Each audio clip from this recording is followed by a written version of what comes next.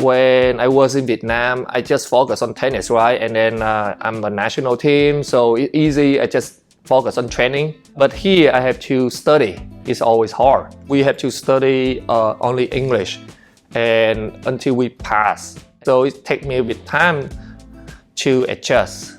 When he came in to us, he said, I want to learn English so I can study, I can play tennis for the college. And that was his goal. Can-do attitude he had, for everything. If the assignment was difficult for him, he would still be like coming into the office and asking questions. He wouldn't give up.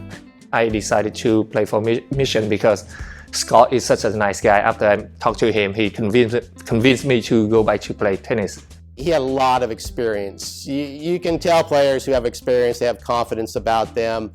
And as soon as we started hitting, I could tell right away that he was steady. You can see that his form was excellent. He's a steady player, kept a lot of balls in play, and could really turn it up a notch when he wanted to. He very welcomed me because back then my English was really bad. But he made me feel very welcome. He made me feel very comfortable to be a part of the team, and he made me feel very like I can see my value.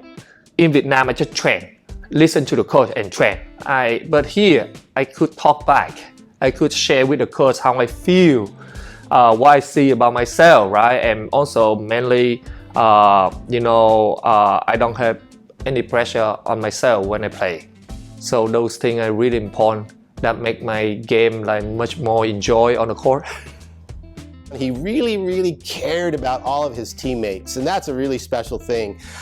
In some ways, he didn't like to do challenge matches because he would have to compete against his own teammates, and I could see that in him, that it wasn't his favorite thing to do. He was very much in the camaraderie of his team, developing relationships.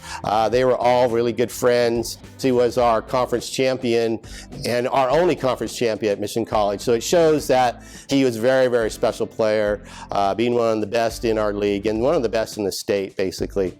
Another thing I remember about him was he was always talking about teaching kids how to play tennis. Early on, when he was even in his, I would say, early 20s, he had that in mind. The most precious thing for me when, as a coach, seeing the kids because I started with them as a really young age, like at 10 or 11, until they go to college. You see, finally, you see the kids successful, make their dream come true. So I'm just really happy for them.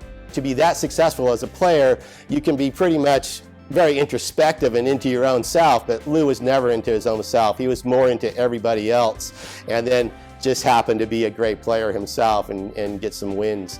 What I learned about American culture is here people really welcome you. Doesn't matter who you are, where you come from, doesn't matter. They welcome you. That is something I really think has helped me to get used to the time here.